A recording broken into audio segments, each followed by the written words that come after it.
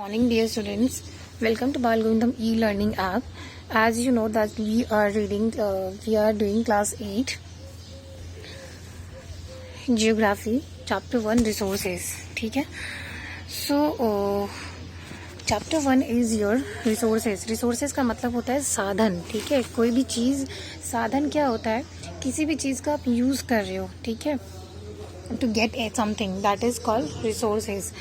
जैसे कि what is a resources? Here there is a question, what is a resource? ठीक है, तो अगर आप इसका आंसर देखो, anything that can be used to satisfy a need is a resource. कोई भी चीज़ आप यूज़ कर रहे हो, ठीक है, anything, कोई भी चीज़ आप यूज़ कर रहे हो to satisfy a need, अपनी किसी नीड को पूरा करने के लिए, that is called a resource. ठीक है, so behind the statement we can see unlimited examples on this planet earth, but now in this paragraph we are using some limited examples. ठीक है, for example the water you drink when you feel thirsty, जब आपको प्यास लगती है. The electricity use in your house, जब आपको बहुत सारी चीज़ों के लिए इलेक्ट्रिसिटी का यूज़ करना पड़ता है, like to operate washing machine, to operate mixer grinder, to operate refrigerator. The rickshaw you use to for as a transportation, आप रिक्शा यूज़ करते हो to go to your home from school and from home to school, and also you use sometimes scooty and other vehicle also. Okay, text books you use to study, आप text book भी use करते हो पढ़ाई करने के लिए. सो these are all example of resources that are being used by you to satisfy your needs, right. So water, electricity, rickshaw, vegetable and text books, they have something in common. अब ये जितने भी रिसोर्सेज आप use कर रहे हो उन सब में ये सब अलग अलग सेपरेट है. They all are separate but they have something in common, that is they have been used by you. So ये सारी चीज़ें आप यूज़ कर रहे हो, सो दे हैव यूटिलिटी. क्योंकि ये सब चीज़ें अलग अलग होती है लेकिन इन सब चीज़ों का यूज़ लिया जा रहा है. सो इन सब चीज़ों में, सब जितने भी रिसोर्सेज आप यूज़ कर रहे हो इनमें एक कॉमन चीज़ है, that is called utility. So utility और usability is what makes an object or substance a resource. तो यूटिलिटी क्या होता है कि किसी भी ऑब्जेक्ट को या किसी भी सब्सटेंस को आप यूज़ कर रहे हो एज अ रिसोर्स. ठीक है, now how does something become a resource, कोई भी चीज़ रिसोर्सेज कैसे बन जाती है. फॉर एग्जाम्पल, इफ़ मैं आपको बोलूँ, आपको मैं अगर इलेक्ट्रिसिटी यूज़ करने के लिए दे रही हूँ लेकिन तुम्हें पता ही नहीं है how to use electricity and how to turn it as a resource, तो क्या मतलब रह जाएगा. For example, one more example, अगर हम आपको स्कूल और कॉलेज भेजा जाए लर्न करने के लिए या स्टडी करने के लिए something, but if you are not told, आपको बताया नहीं जा रहा है कि how to apply that knowledge, तो फिर वो रिसोर्स कैसे रहेगा. फॉर एग्जाम्पल, एक बार थोड़ा क्लियर में जाते हैं. आप स्कूल पढ़ने के लिए जा रहे हो, आप कुछ लर्न करते हो, लेकिन वही चीज़ अगर आप अपनी सिस्टर को नहीं समझा पा रहे हो, आप अपने भाई बहनों को नहीं समझा पा रहे हो, तो that is no means for you. वो आपके लिए कोई रिसोर्स नहीं बन जाता है आपके फैमिली वालों के लिए. So answer to this question is things become resources only when they have a value. तो कोई भी चीज़ वो रिसोर्स तब बन जाती है जब उसकी एक वैल्यू हो जाती है. इट्स यूज और utility gives it a value. So this statement is true that all resources have some value. ठीक है, अभी देखो मैं आपको एक और एग्जांपल देती हूँ. For example, if you values means worth. Some resources have economic value, some do not. For example, if you are paying for education, आप स्कूल जाते हो, आप कॉलेज जाते हो, आप एजुकेशन लेते हो और आप उसके लिए पे करते हो. ठीक है, you are paying something for it. अब क्यों पे करते हो? Because there is absolutely a value associated with that knowledge. आप स्कूल और कॉलेज में जो नॉलेज लेने के लिए जा रहे हो, ऑफकोर्स उसके साथ एक वैल्यू एसोसिएटेड होती है. अदरवाइज टीचर और स्कूल वो कोई भी ऐसा करिकुलम या सिलेबस आपको बना के नहीं देगा जिसमें आपका एनर्जी, मनी और टाइम लग रहा है. ठीक है, आप स्कूल जाते हो, आप बहुत सारे एफर्ट्स लगाते हो, आप टाइम देते हो, 6 घंटे का टाइम देते हो, आप एनर्जी देते हो, टीचर भी एनर्जी दे रही है, टीचर भी अपना टाइम इक्वली दे रही है, अपना सब कुछ एफर्ट्स दे रहे हैं. तो ये सब क्यों हो रहा है? बिकॉज उससे एक वैल्यू मिलने वाली है, ठीक है, उसकी एक इकोनॉमिक वैल्यू है, उसकी एक इम्पोर्टेंस होने वाली है, ठीक है। फॉर एग्जाम्पल, एक छोटा एग्जाम्पल लेते हैं, easy example, metals have an economic value, a beautiful landscape may not, but both are important and satisfy human needs. अब जिस तरह से मेटल्स देखो, मेटल्स की क्या होती है कि इकोनॉमिक वैल्यू, मेटल्स की वैल्यू ज़्यादा होती है क्योंकि metals we are using in everywhere, like आप ऑर्नामेंट्स बनाते हो, बिल्डिंग बनाते हो, रेलवेज बनाते हो, ब्रिजेस बनाते हो, बहुत सारी चीज़ें होती है जिनमें मेटल्स का यूज़ करते हो, and these metals are very costly. वहीं अगर आप लैंडस्केप देखने जाते हो, कोई भी ब्यूटीफुल लैंडस्केप अगर आप देखने जाते हो तो उसमें आपको इतना कॉस्ट नहीं लगती है, बस टिकट के पैसे लगेंगे आपको जो इतने लगेंगे, बट यू सी आपकी कोई भी उसमें इतनी मनी इन्वेस्ट नहीं हो रही है। सो बोथ आर इम्पॉर्टेंट क्योंकि ये दोनों सेटिस्फाई कर रहे ह्यूमन नीड्स को। So both are giving a value. So value means worth. I hope आपको यूटिलिटी और वैल्यू क्लियर है। अब मैं आपको ये बताती हूँ इकोनॉमिक वैल्यू क्या होती है। यहाँ पे एक टर्म यूज़ किया है इकोनॉमिक वैल्यू। इकोनॉमिक वैल्यू का मतलब होता है आर्थिक तरीके से, आर्थिक रूप से value. For example, if it is useful to countries economic GDP, ठीक है। मान लो कि आप एक डॉक्टर बन जाते हो, ठीक है, आप पढ़ लिख के एक बहुत अच्छे डॉक्टर बन जाते हो और आप इतने अच्छे डॉक्टर बन जाते हो कि आपका बहुत नेम हो जाता है और आप एक बहुत अच्छी सैलरी अर्न करते हो, ठीक है। तो अब इससे देखो दो फायदा होता है। एक कि आप जब एक अच्छे डॉक्टर बनते हो तो आपकी कंट्री की रेपुटेशन बढ़ती है और आपकी नाम जब बाहर कंट्री में भी जाती है तो आपकी कंट्री को बहुत रेपुटेशन मिलती है। सेकेंडली, आपकी जब सैलरी हाई होती है, आपकी इनकम हाई होती है, तब आप क्या करते हो, आप लग्जरियस आइटम खरीदते हो। आप अपने नीड्स को सेटिस्फेक्शन करने के लिए आप महंगी महंगी चीज़ें खरीदते हो, आप अमाउंट पे करते हो, अपनी सैलरी से कुछ टैक्स पे करते हो, तो वो टैक्स ऑटोमेटिकली कहाँ जाता है, कंट्री को, कंट्री की इकोनॉमिक वैल्यू को। इस तरीके से आप कंट्री की इकोनॉमिक वैल्यू बढ़ाते हो, ठीक है। लेकिन अगर आप अनएम्प्लॉयड रहो तो क्या होगा, आप कुछ नहीं करोगे और आप कुछ नहीं करोगे, आप अच्छी सैलरी नहीं अर्न करोगे, आप अच्छी सैलरी नहीं अर्न करोगे तो आप कंट्री में आप कुछ अच्छी चीज़ नहीं खरीदोगे, आप लग्जरी आइटम्स नहीं खरीदोगे और ना ही आप कोई टैक्स दे रहे हो अपनी सैलरी से। तो इस तरह से आप अगर अनएम्प्लॉयड हो तो आप कंट्री में कोई इकोनॉमिक वैल्यू ऐड नहीं कर रहे हो। So this is the meaning of the economic value, ठीक है। Some resources can become economically valuable with time. जैसे कि अगर आपकी ग्रैंड मदर है, वो कोई होम रेमेडी देती है फॉर कोल्ड एंड कफ, तो आप उसके बारे में कुछ नहीं पूछोगे, ठीक है, उसकी कोई कमर्शियल वैल्यू नहीं रह जाती। लेकिन फिर आप थोड़ा दिमाग लगाते हो, इफ़ दे आर पेटेंटेड, आप उनको पेटेंटेड कर देते हो और आप उसको एक मेडिकल फॉर्म के थ्रू बेचते हो, देन उसकी एक बहुत इकोनॉमिकल वैल्यू हो जाती है। पेटेंट का मतलब होता है जब किसी चीज़ पर या किसी आइडिया पर जो आपने खुद ने ओरिजिनेट किया है वो आपका उस पर राइट हो जाता है। Time and technology are two important factors that can change substances into resources. Time and technology, देखो दो important factors है, time और technology, जिन्होंने substances को resources में बदल दिया है। जैसे कि अगर आप आज sun की light देखो तो उसको यूज़ किया जा रहा है टेक्नोलॉजी के मीडियम से, सोलर एनर्जी बनाने में उसका यूज़ किया जा रहा है, ठीक है।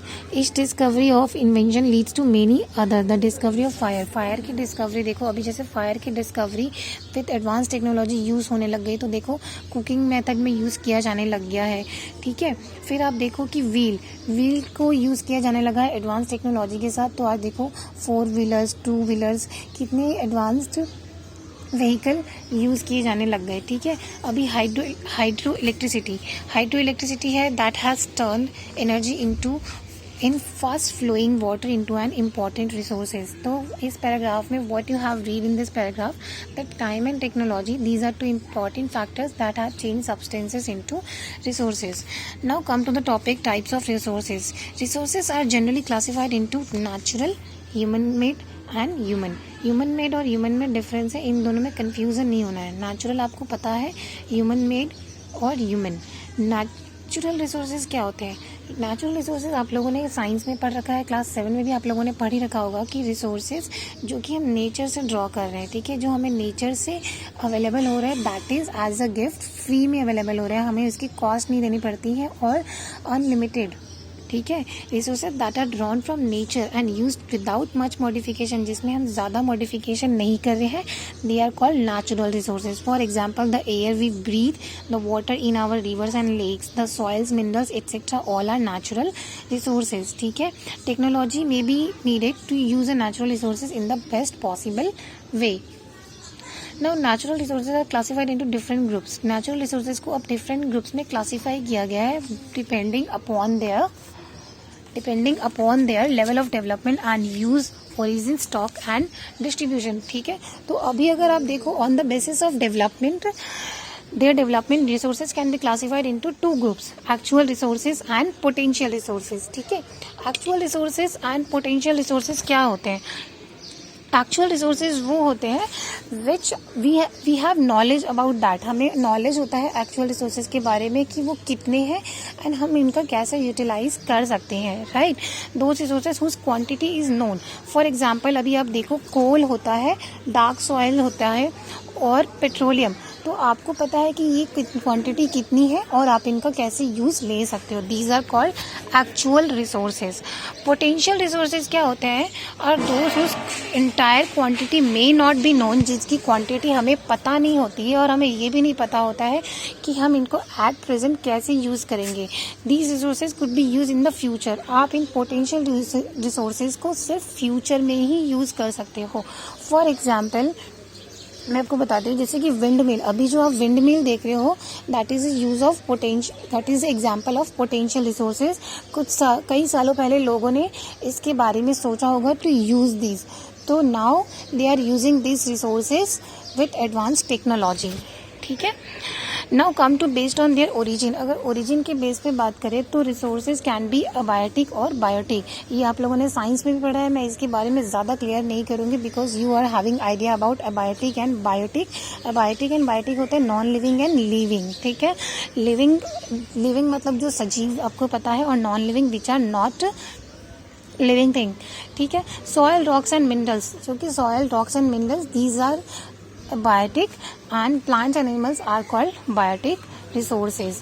Now natural resources can be broadly categorized into two: renewable and non-renewable. Renewable मतलब कि जिसको वापस से नया किया जा सके, और non-renewable जिसको नया नहीं किया जा सकता।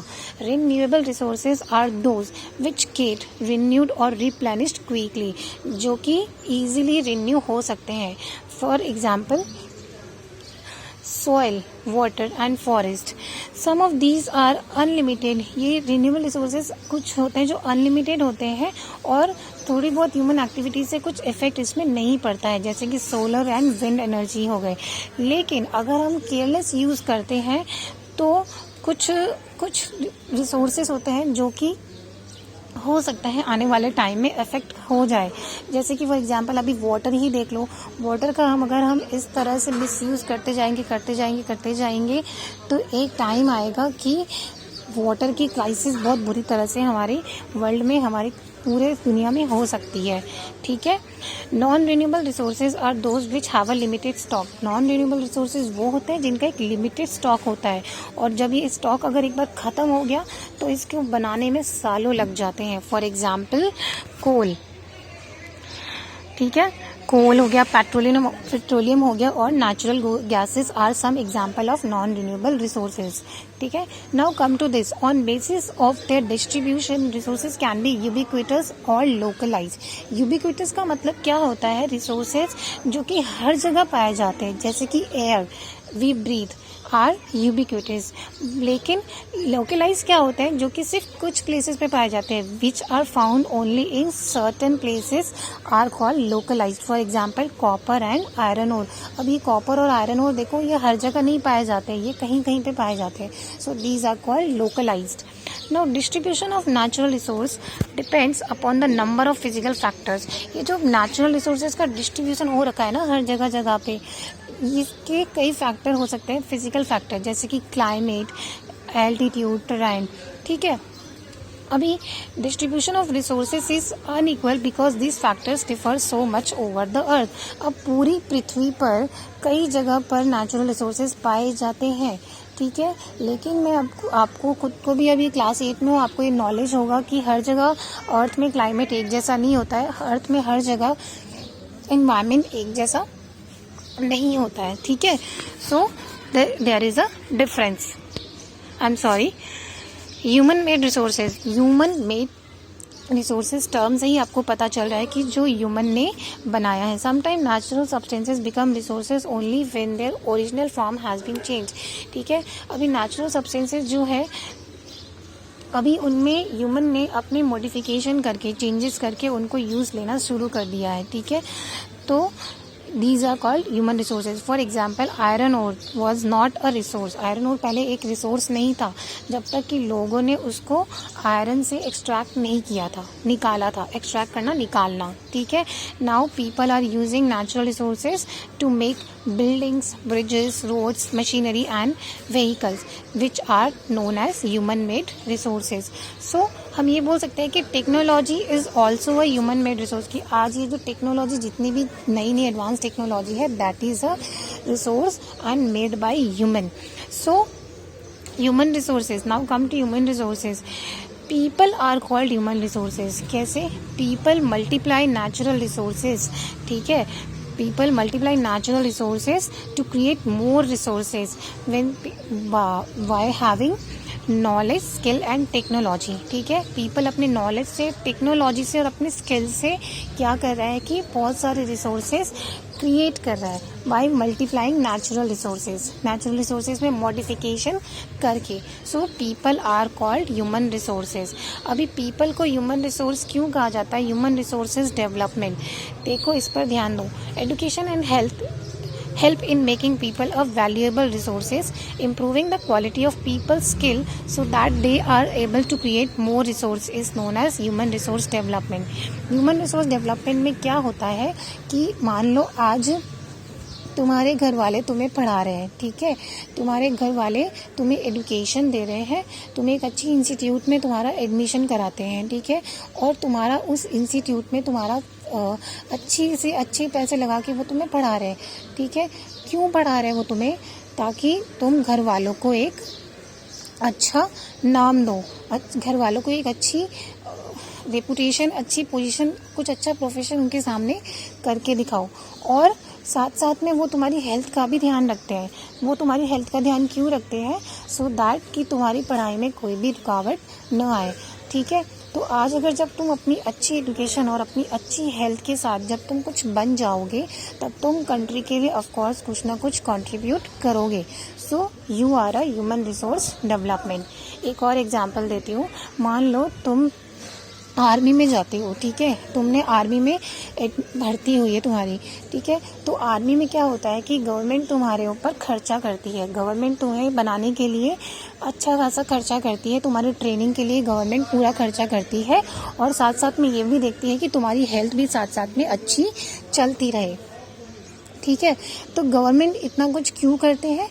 सो दैट आप कंट्री को कुछ अच्छा पे करोगे। So you are a human resource development for the country. So education and health are the important factor for a human resource development. ठीक है, I repeat, education and health. तो इससे क्या होगा कि आप अपनी स्किल्स को और डेवलप करोगे. अगर आपके दिमाग अगर आपकी हेल्थ अच्छी रहेगी, अगर आपकी एजुकेशन अच्छी रहेगी, तो आप ज़्यादा टेक्निक सीखोगे. जब आप ज़्यादा टेक्निक सीखोगे, ज़्यादा स्किल्स यूज़ करोगे, तो आप कंट्री के लिए ज़्यादा से ज़्यादा रिसोर्सेज क्रिएट करोगे. सो this is called human resource development. ठीक है.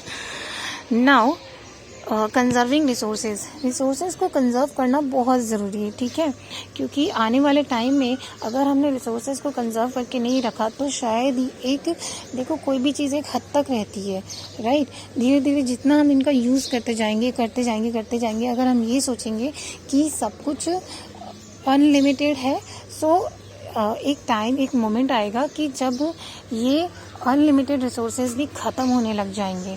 तो यहाँ पे देखिए 2 डेफिनेशन है. Using resources carefully and giving them time to get renewed is called resource conservation.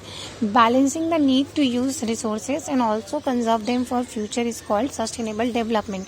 यहाँ पे मैं आपको एक एग्जांपल देके सिखाती हूँ कि मान लो आपके घर पे मोटर लगी है वाटर की, ठीक है, और आपने पानी की मोटर स्टार्ट कर दी है ताकि आपका टैंक भर जाए, और दूसरी तरफ से आप क्या कर रहे हो कि पानी का वेस्ट किए जा रहे हो, तो मोटर अपने अकॉर्डिंग चलती रहेगी और आप पानी का यूज़ करते जा रहे हो, अनलिमिटेड आप यूज़ करते जा रहे हो।